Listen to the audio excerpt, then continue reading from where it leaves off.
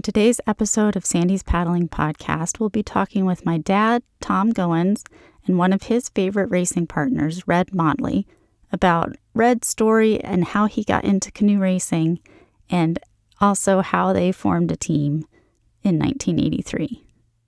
I couldn't bear cutting it shorter, so this is going to be part 1 of 2, with the second one coming out shortly.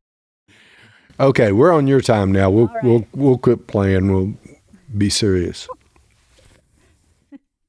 I don't believe that for a second. Good. Thank you. All right. So I don't even know.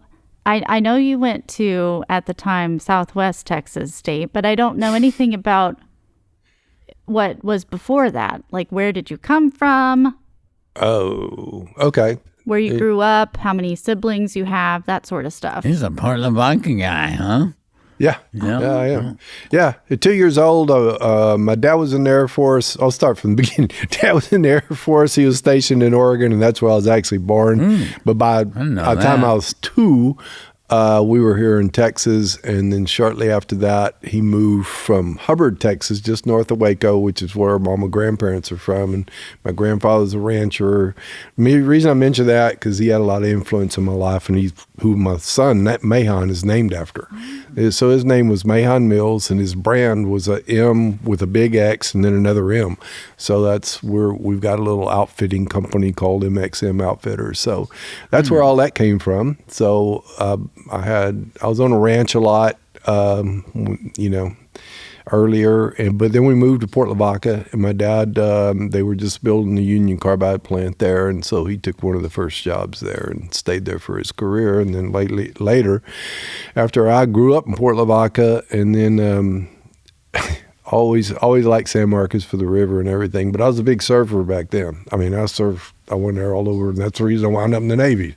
Because at the last set of midnight, I joined the Navy when I was getting drafted, and actually the next morning the Army and the Navy had a little fight over me, and it scared me to death because we were still shooting in Vietnam. So I thought I was going back to California to go surf. That's the reason I joined the Navy. But yeah. Huh. So then I wound up in Washington State, forgetting there was any other thing else on the West Coast. And the water was really cold up there. And I think I was the first person to surf on Whidbey Island, but I didn't do it a lot because it was too cold. So anyway, but I fell in love with the Pacific Northwest during the Navy. But anyway, I went to school at Texas State when I got out, or Southwest Texas. How old were you when you got out? I was 23. Okay. Yeah. So it was later in the draft to get drafted at 20. I'd already survived 2 years before they drew my number. So, anyway, so I wound up at Texas State because I always liked San Marcos. San Marcos was, in the early days, the city park was partners with Airstreams, the travel trailers, and they would have state rallies there in the city park. And I fell in love with the river there. And so when I got out of the Navy, I'd realized that there's no real surf in Texas. That was a myth, And so I quickly gave up on surfing and moved to San Marcos and started canoeing. And my brother had been entering races while I was gone in the Navy, and so that we had a Sabre. We had a couple of which is really odd for just regular people to have that as a paddle boat. And we had some fiberglass boats, so we started paddling the bays and stuff, but not really thinking that much about racing until I moved up here. Was your brother older than you? No, he was younger. He was 5 years younger. Okay. And then we lost him in 94 to unfortunate, just basically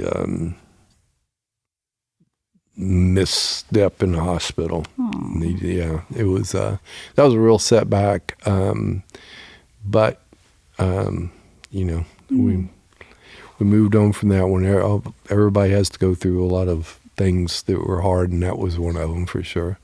We were pretty close.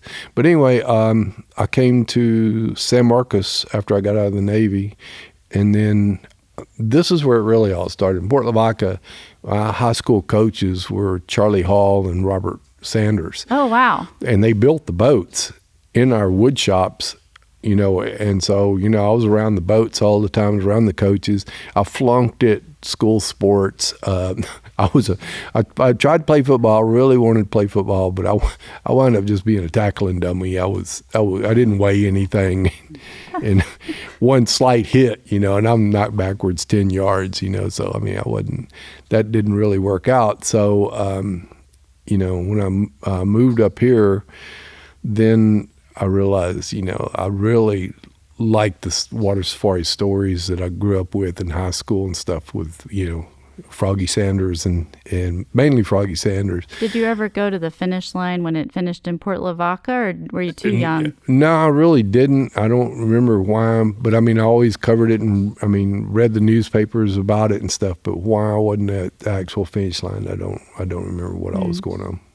There you go. Too busy. Yeah, I guess it wasn't really on my radar screen then. I found it interesting, but when I came up here, then this is the Mecca. This is the headquarters of Texas Water Safari, as far as I'm concerned, and always will be. Yeah.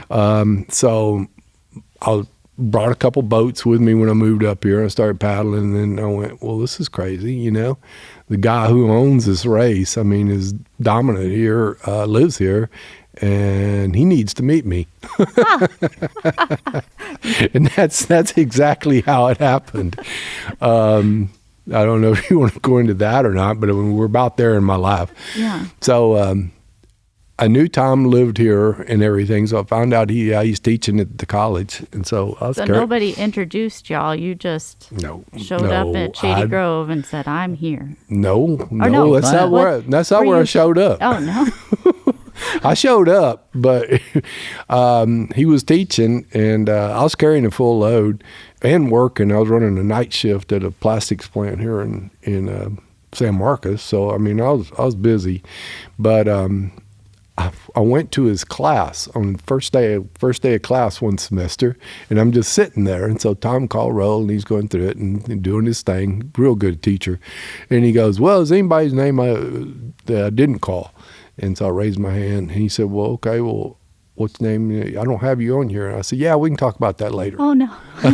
I said, just let me sit in your class, and we'll talk about it later. So when class was over, he goes, "Okay, what's your deal?" And I said, I want to be in your class, and I'll do anything. I'll haul boats, I'll tie them down, I'll run drag, I'll help your strugglers, and I'll do whatever. But yeah, just let me be in your class. So I took the class with him, and then of course edged my way into actually we didn't talk about water safari. We talked about I wanted to come to work here, and so he told me to come out to the shop. The first time I saw Tom at the shop here, it's really what really goes on around here. He was crawling out from under the back end of a Dodge van with grease all the way up to both elbows. I think he had pulled the rear axles out or something, getting ready to go to Big Bend. And so while he's under the van looking at me, he had grease all over him. He says, "Yeah, you want to come to work here?" And I said, yeah, sure. Yeah, I do want to do this. So he goes, "Okay, we'll show up Saturday." It was like 2 days away, or Friday or whatever day was. He said, "And we'll put you to work." So I showed up, and he had a guy running the shop named Randy. I think it was Randy McCarthy or something. McCarthy, yeah. And, right. And he was a recreation major at school. And I showed up. Tom says, "Okay, that's Randy. You'll be working with him." And they piled a whole bunch of people in a bunch of buses and vans, and they took off. They went to the river, and I'm sitting there going, "What do we do?" And he goes, "We're going to rent boats and get busy." Oh, wow. So we rented boats all weekend, all the way through. That was a Thanksgiving break. So we rented boats, and we turned them around and rented them again in the afternoon. We hustled boats, and I learned what the business was about really in one weekend. And it was fun. And then from there on, it just went to, okay, let's talk about racing. So, wow. Yeah. How long did you work at the? I guess I started in probably 78. Yeah, 78. In 79, I raced with Alan Holt. So I got a boat, and of course we had to go race, and so that's how that started. And did you still work for the plastic place or whatever that was? Oh, no, I quit working there. No, I moved up. I'm sorry, I'm moving to Pecan Park. I missed so that it was part. a full-time, part-time gig. Yeah. Yeah, well, it was a college job, anyway, so everything, I guess, was considered part-time. Yeah. So, yeah. Was the pay still? I used to pay $50 a weekend plus all the beer you could drink. Was that still the deal, or had I changed? I think you had to change it on all the beer you could drink because you were losing a severe amount of money on this new redheaded employee. No, to tell you the truth, I don't remember the numbers, and the whole beer thing is pretty foggy. Did you give people discounts on merchandise to buy boats and stuff? Oh, I'm sure. Yeah. They gave me employee stuff. discount. Employee discount. I remember that. How many employees did you have at the time, do you think? I think I actually got up to 10 or so at one point. I had quite a few, but I don't remember. I don't remember that Thanksgiving trip. I do remember one when we came back and the river had flooded, and I was listening to the recordings, and I think the Larry Roper show said, "Boss, don't worry. We found the people. The canoes are gone." Oh my God! But they had camped on the river, and the river flooded, and the canoes washed off. Oh no! His Volkswagen Bug ended up in the water, so that went my chair again. Anyway, so it was a rough weekend, and that wasn't the same one because Carney was there. Thank goodness. Yeah. We did no flood. We did load. We load somewhere between 5 and 7 canoes on a Honda Civic and sent them to Big Bend. And then they had to drive to La Linda and call us, and we had to give them the instructions on how to put each boat on, how to tie the knots and everything so they could come back. And we did that over the phone. From a payphone probably, or somebody's payphone, absolutely. Landline. We didn't have no cell phones. No. Oh man. Yeah, but we got them all out, got them all back too. So I mean, I thought that was pretty good. I thought he's crazy when Randy said we're going to put all those boats on that car, and I'm like, oh yeah, pigs can fly, man. That ain't happening, and we did it. Yeah. I guess they had a separate vehicle for the people. How many? That's a lot of people. People in a Honda Civic. They had another vehicle for the shuttle. But I don't think it even had racks, so they had to go back and get gosh. I don't know. This is the early days of all that. Typical early craziness. Yeah, and they were college students. I think they were advanced, so they were from UT. I think George Love was my first shuttle driver, and he had a Datsun pickup, and I think he had 22 people piled. He would gather up as many as he could because he got the shuttle fee, which was $2 per canoe. So basically, if he had 22 people, he's making $22. So he would load that thing up. I mean, people couldn't do that nowadays, I guess. I was going to say, did you have insurance? What was the... No, that was his... We don't know. He's still stinking insurance. Hey, it was his truck, and he provided... I just rented the canoes. He did the shuttles. It was a neat arrangement. He was the shuttle driver. Otherwise, you could load the canoe on your car. Racks or not, it didn't matter. We'd get it up there. How many boats did you have renting at that time? Oh, it's varied over the years, but I think I got up to 60 or so canoes at one point. I was like these tube operations. 2 school buses, probably 12 guys working for me. But it was a clean, I mean... There was no litter, so that's the difference, yeah.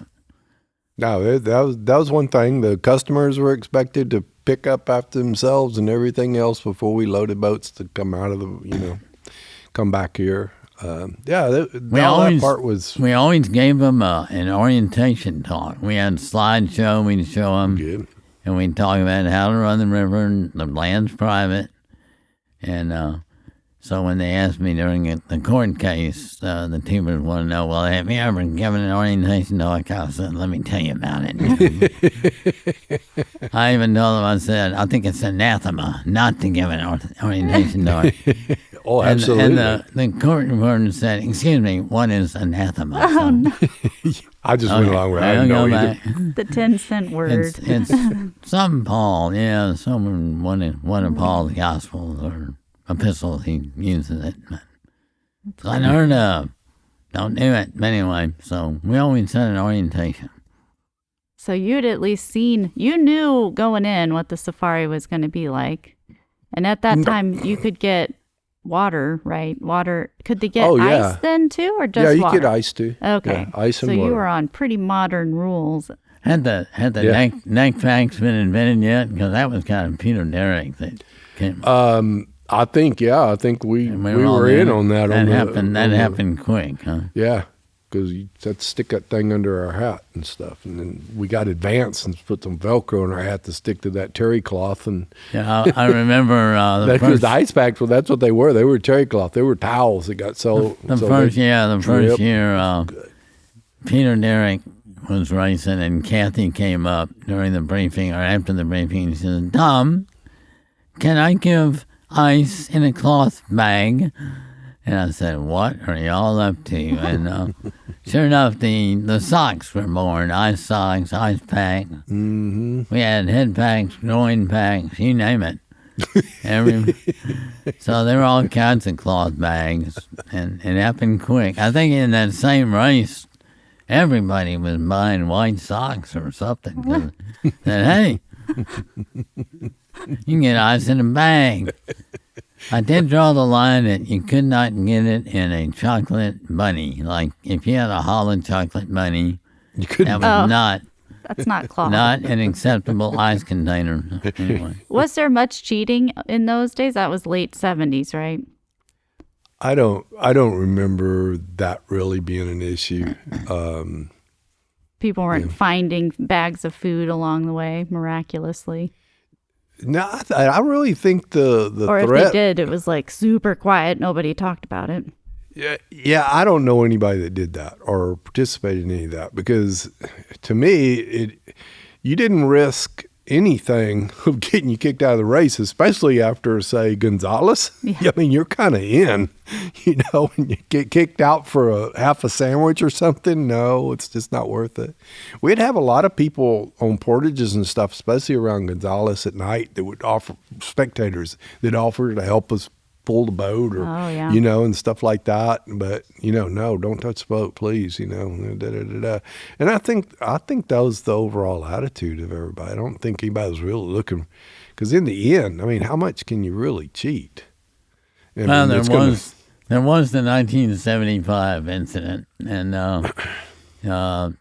people, we'd always tell people when I was holding the race, I said, you'll never know who's a race judge on the bank. Could be a fisherman, but he's really a race judge, so just don't cheat. You did have people waiting in, portages. I did.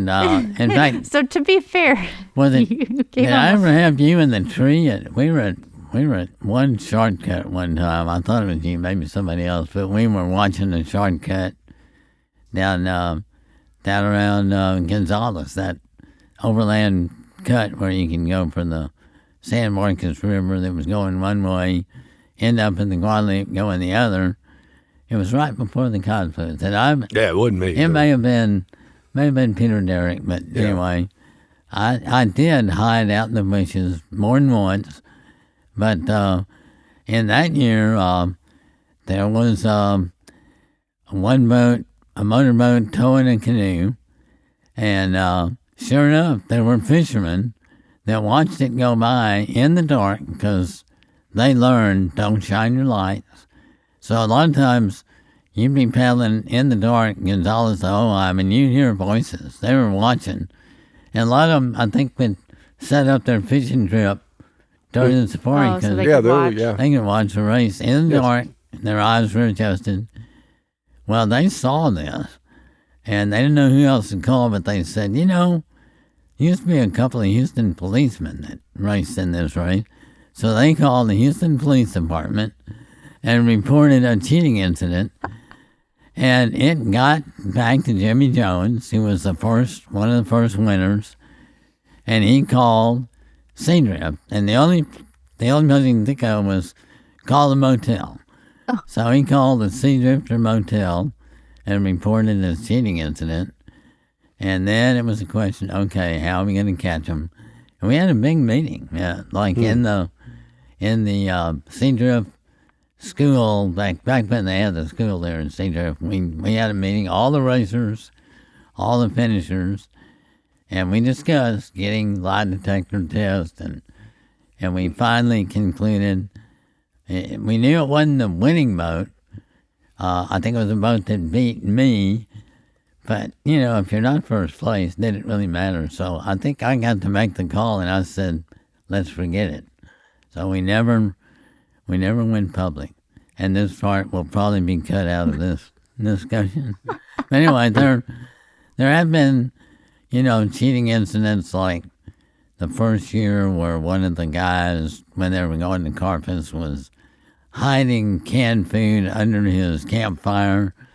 I mean, it was to find it, you had to dig through hot coals.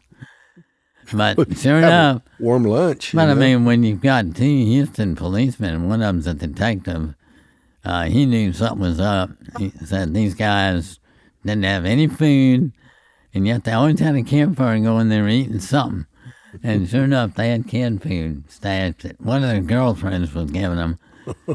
So yeah, I mean, there's probably been some cheating, but you'd have to be pretty resourceful, and if you're getting towed by a motorboat, you're probably going to get spotted. Some fisherman is going to turn you in, so I don't think there's a lot of cheating, I mean, if you're passing another safari boat being pulled by a motorboat, I mean, that's just, that just can't feel good for either boat. That's not very subtle.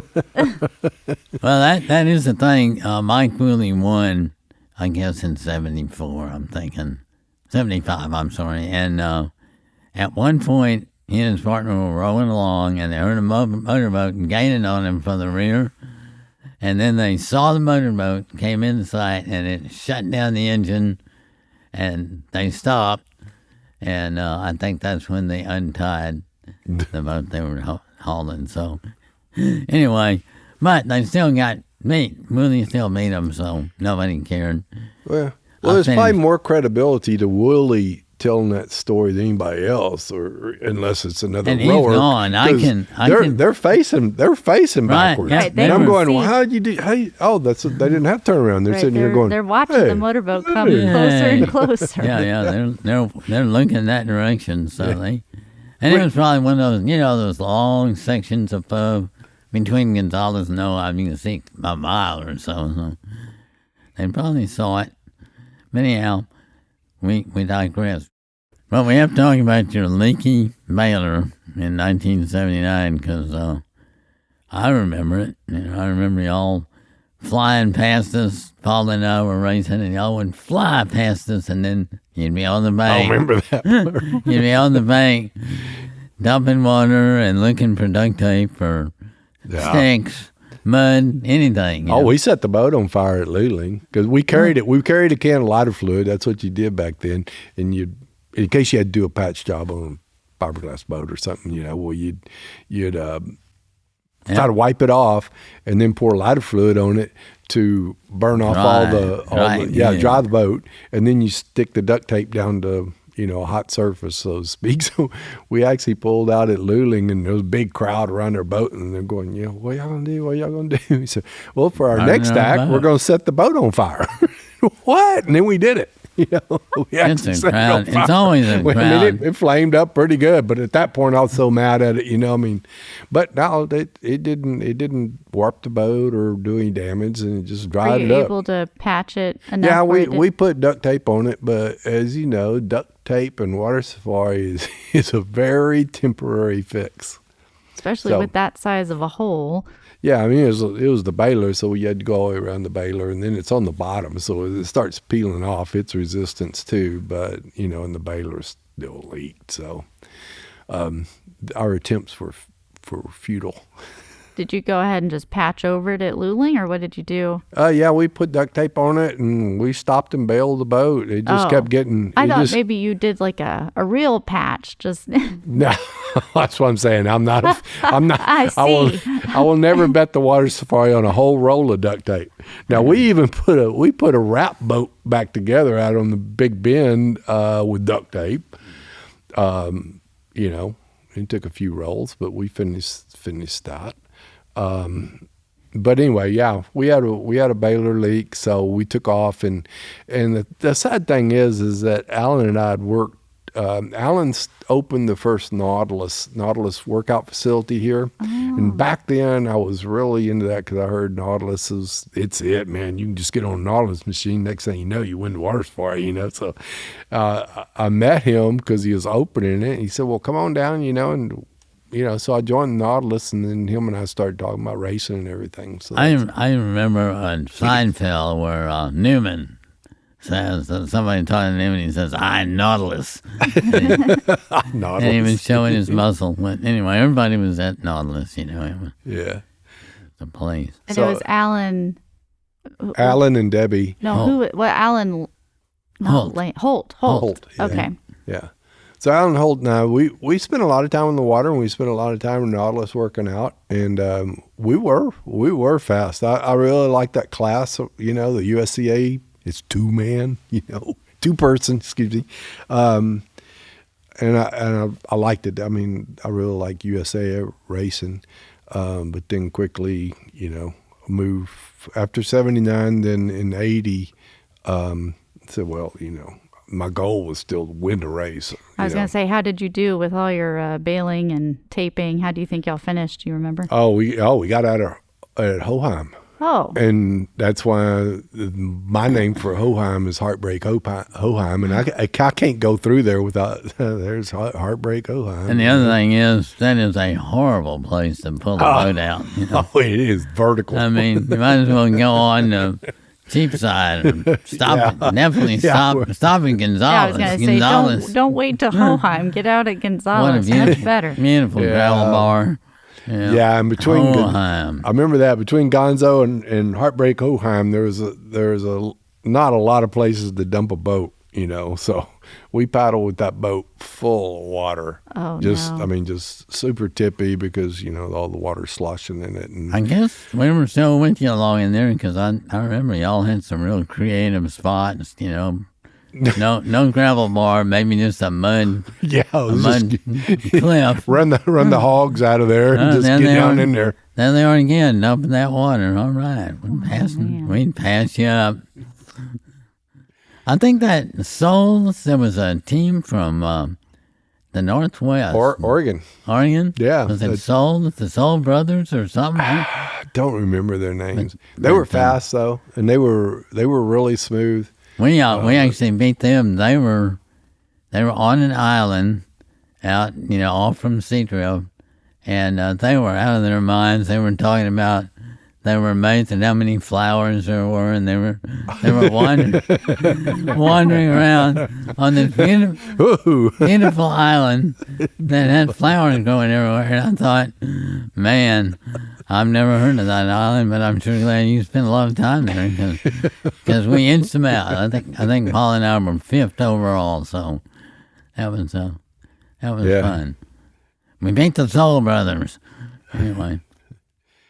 Yeah, they were really nice guys and everything, but they were fast, and we paddled with them a few times in practice, and they just smoked us, you know. But so I remember Perry Pauly was in there because he was going to be our team captain, I think. I don't know, maybe not, but he wound up being later. But we're all sitting around in the canoe shop here, and Perry says, "What do you think about these guys from Oregon coming all the way down here, you know, race you guys?" And I said, "They're fast." I said, "Tell you the truth, they're scaring us." And he looks at me kind of funny, he goes, "Water safari racer never say something like that, you know?" And I said, "But it's a long way to Seadrift." And I really thought that's how it'd play out, you know, we'd be able to beat them in the long run. But they were really good. I enjoyed watching those guys paddle. They were super smooth. And Al and I were pretty good too. You know, that's one of the things we never really raced again after that. But we could move an USCA boat, especially for rookies. Yeah. You know. Y'all were fast. I remember. So that gave me some optimism. When you weren't dumping the boat, y'all were fast. yeah. When we weren't up to the gunnels with water, you know, in the boat, not out of the boat. Well, yeah, we were really pretty fast when we were on top of the water. It's just it's unusual to see the same team like 100 times get past. But that's what it seemed like. Yeah, it seemed like to me. We saw y'all a lot. Yeah, because when we dumped it, we would take off. Because that was just it's like taking a parachute off your back end or something. Did you try paddling with the baler down and try to keep up with the leak, or was it coming in fast? You know, I don't know. That might have been a good idea. I think we would have reduced some of the surface area that was, you know, accessing water. If you can go fast enough, you can maybe keep up with what's coming in. I don't know. Just a thought. Should have offered him these suggestions when we saw him on the bank. I probably did, but they didn't listen, I'm sure. You know. After we set the boat on fire in Luling, people didn't have many suggestions after that one. I don't think they were ready for that. Probably out of line of fluid at that point. Yeah. Oh, yeah. Probably so. Yeah. That's such a shame because it was a beautiful boat. And, I mean, we were ready and everything. So, but, you know, that's water spy. You know. That's what happens when you don't try your boat out until the night before the race. Or never. Yeah. I guess you never sat in that particular one until the race morning. Yeah, but we set it up. I mean, it's a USCA boat, so I mean, we had them side by side, and we just moved the stuff over our seats. I mean, all the distances. What can go wrong? What can go wrong here? Put our numbers on it. Put our names on the boat. Yeah, we had it all race ready, like a new NASCAR car or something. You know, I mean, it was pretty. We were ready. So close. Yeah. Man. Yeah. So then that kind of opens up into the next chapter, which is 3-man boat. So I don't know if we want to just kind of stop here and kind of catch up. Okay. So we're Red Motley's history, but we're going to take it all the way to this next. Sure. I love it. Okay. All right. Well, after that, the desire to win was still there. So I'm kind of floundering around, and Pat Patrisky and I were good friends. We've been good friends for our whole lives. Matter of fact, we have the same birthday. Was he was an employee at one point, right? No, just a friend. Pat, he hung around. Yeah.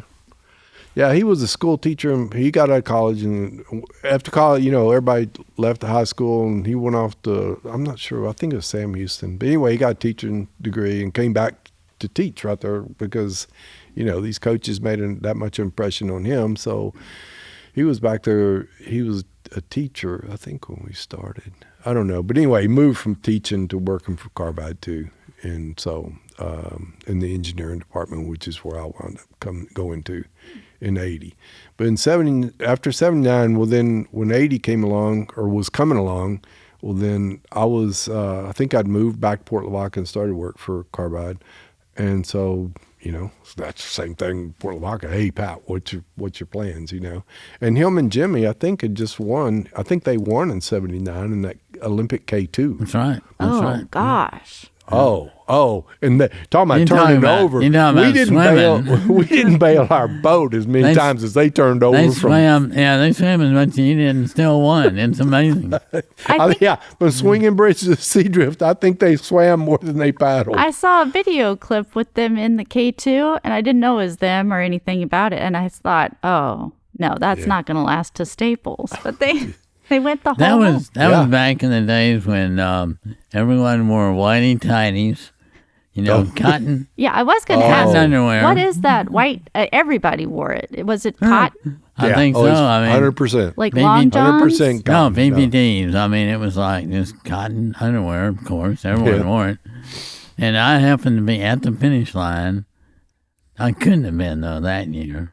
I wonder what year I was there. 79? Well, it could have been because I was running the shop. No, but I watched the start of the race, but I don't remember who was with me, but we were running the shop. Maybe I just heard about it, but they had to cut his underwear off with scissors. Oh, my God. And I don't know if they hauled him off in an ambulance, but anyway, it was like, these are the winners, you know, but they were, they were hurting. You should see the other guys. Yeah, it was a rough year. Oh, that's got a lot of swimming. They looked real good at Rio Vista in the video clip that I saw. In the first 2.5 miles of the race, Yeah. you only got 100 times that much more to go. But the first, 1% of the race, they look good. Yeah, I wonder if they won in '78. Is that possible? it is possible. I think that might have been because I was there and I saw them swimming right and left. I mean, they were swimming everywhere. They swam fast though. Yeah. But anyway, and then maybe in '79 Willie won it. Yeah, it could have been 78. I think it was 78. I just started working here too. I mean, that was from November then to June. So yeah, but I mean, we were all ears about the water safari, but we were here.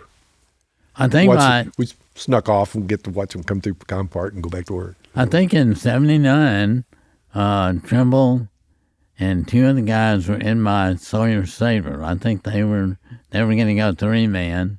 That was the year everybody was going to paddle Sabres 3-man. I think there were a couple of them in the race. So. Yeah, that was a right. popular boat, and rightfully so. It's probably the best boat production hull at that time for trying to put 3 people in a race boat. Well, they ripped that thing in half or tore it up pretty good, and he was attempting to patch it back together with epoxy at Martindale Dam. Oh, no. So that's when, Paul and I saw him, and he was attempting to wash his hand down below the dam. What do you do with epoxy? But I think that's right. I think they won in '78, and then in '79 it's probably Mike Willie and John Neighbors or somebody that won it. Yeah. Might have been, yeah. The high one, yeah. Yeah. But between '79 and '80, I moved. Well, let's see. Oh, in '80, March of '80, I moved to Port Lavaca. So then that's when I hooked up with Pat, and he said, well, he wasn't racing with Trimble anymore, wasn't going to do a 2-man boat, and was really thinking about a 3-man boat, but didn't want to do the Sabre, wanted to build one. So I actually took it off of a boat that Trimble had already built. It was a beautiful boat. That was a lovely, it was a lot prettier than ours because that was the year we cut a Sabre. We cut 2 Sabres. Oh, that's one, right. We cut 3 feet out of one and added it, cut another one in half, added it to the middle. Yeah, that's pretty much what we did with Jimmy's boat. Had a big hog in it, so we called it the hog boat. Yeah, I remember that. That was 1980. Is that when you wear the pig hats? Yeah. We wore the pig hats. Pat wouldn't wear his, but Shelby made them. I remember that Jimmy Trimble's wife made the hats, and he brought them. I was here at the shop when he brought them in, and Tom looked at that and said, I sure ain't going to wear that. Yeah, that would have been '81 when we actually painted the hauling boat and painted it red, and we took the hog out of it. We figured out if you just widen it enough, you bring the ends up. So we removed the hog. But in '80, it was ugly, had a hog in it, and I remember working in the shop trying to get the hogs out of that boat. Yeah.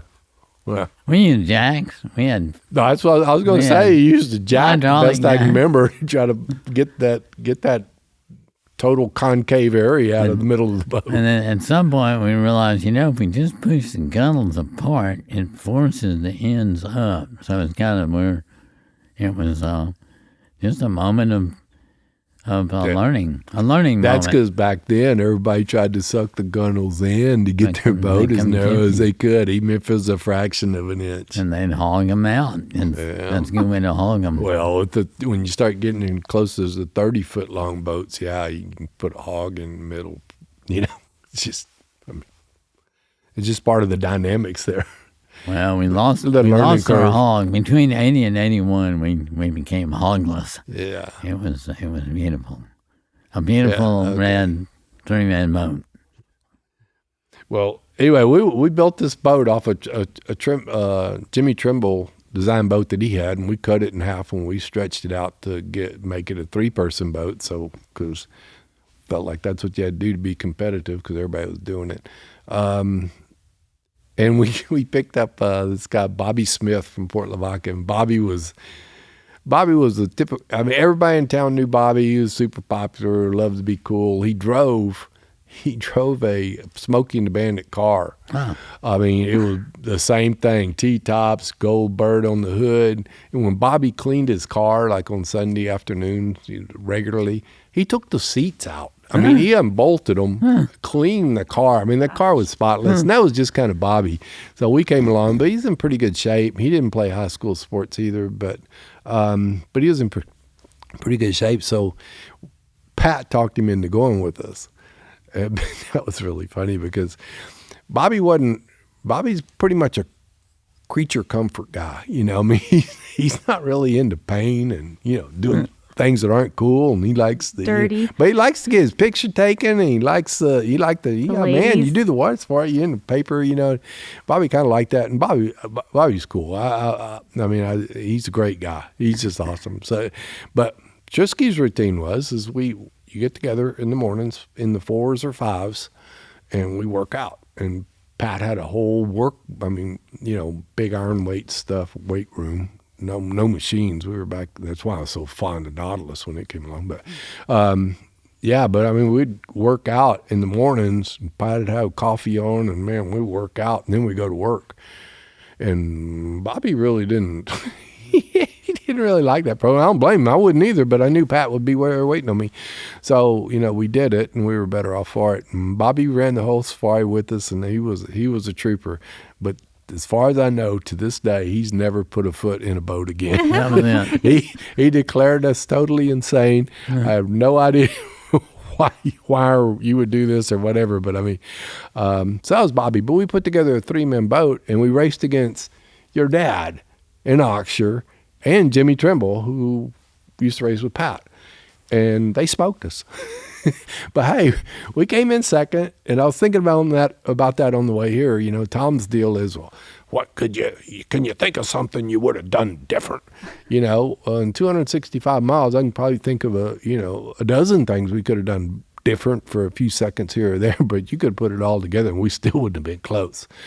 So then that led to still hadn't won, but come in second. So there's only one thing left to do. But that was your first safari. That was my first finish. Yeah. Yeah. So came in second on my first finish. So I felt really good about that. Felt really good about what we did. The 3 of us were really good together. Bobby wasn't getting in a boat again though, But what's left? And Pat says, well, I don't think we'll beat them.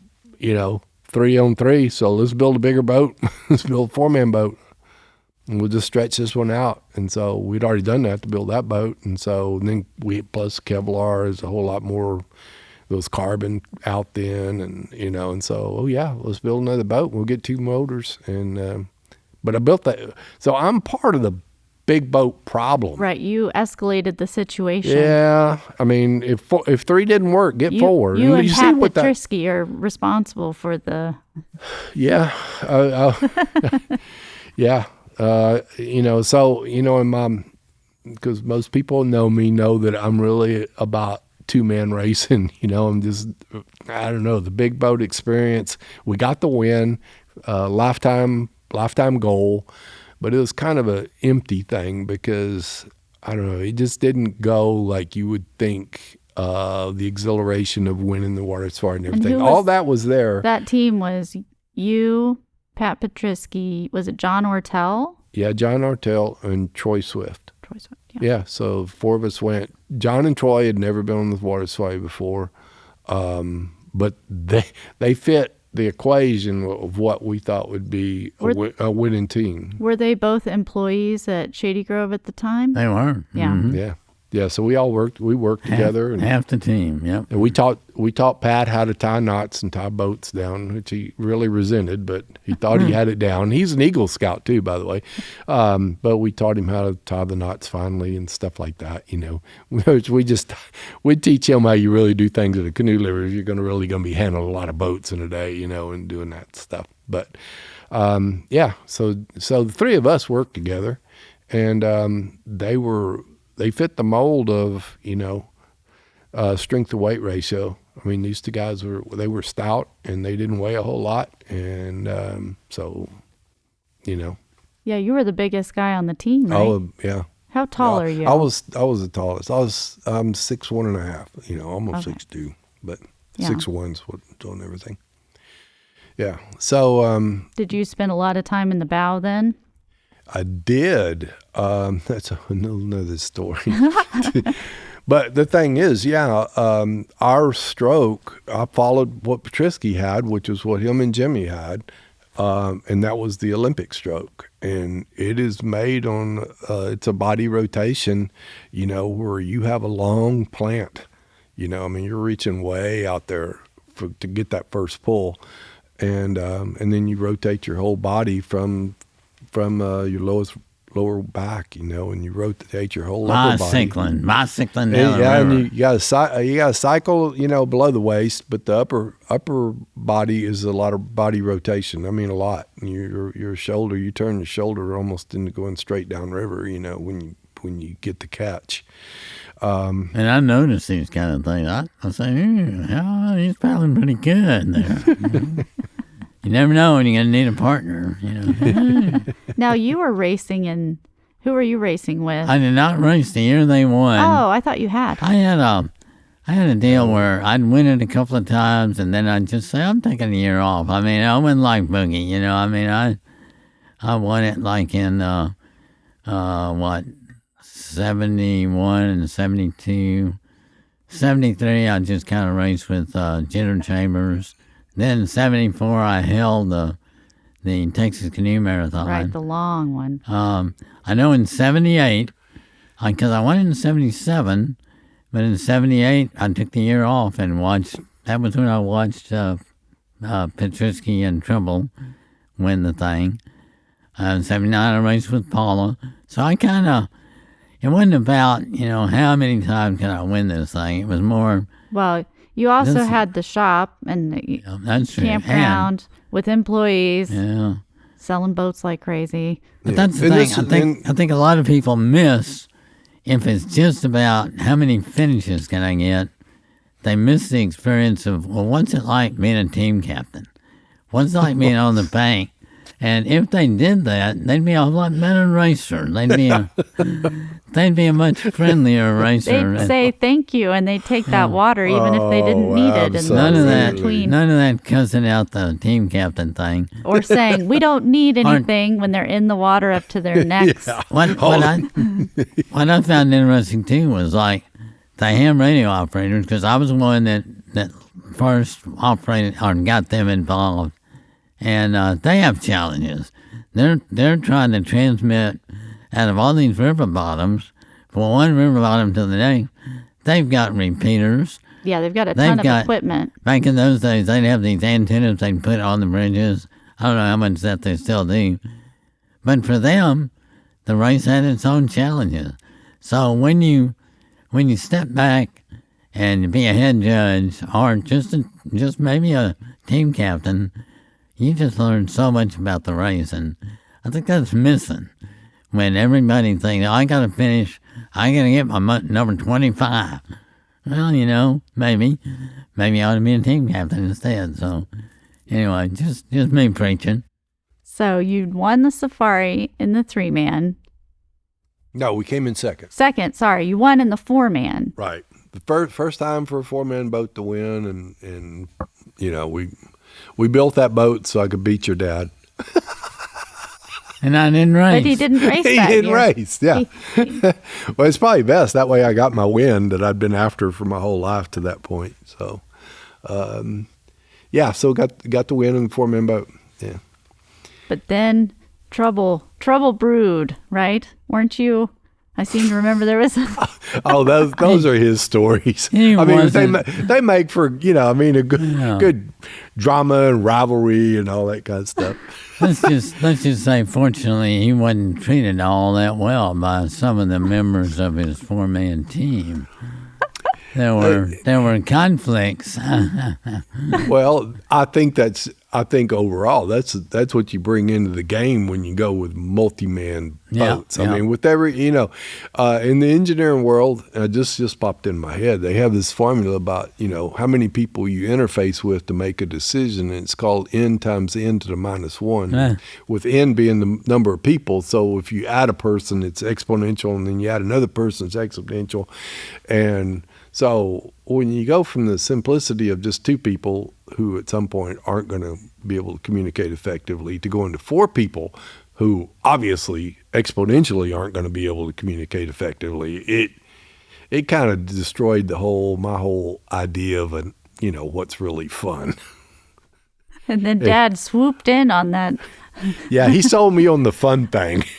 Well, my situation was after starting the multi-man thing, by winning the first time in a 3-man boat, I felt like I needed to do some penance and pay for that sin.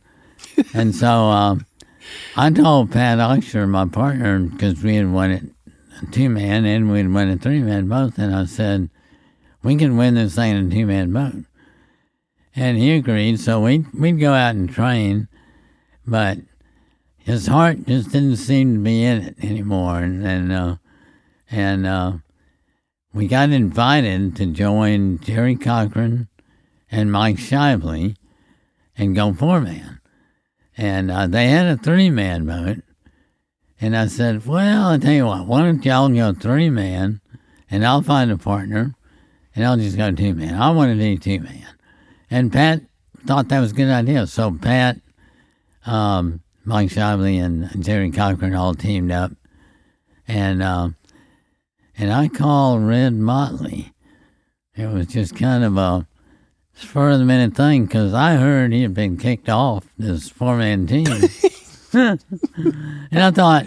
There was a divorce. I thought, what if there were hard feelings? I might be able to work on that a little bit. But anyway,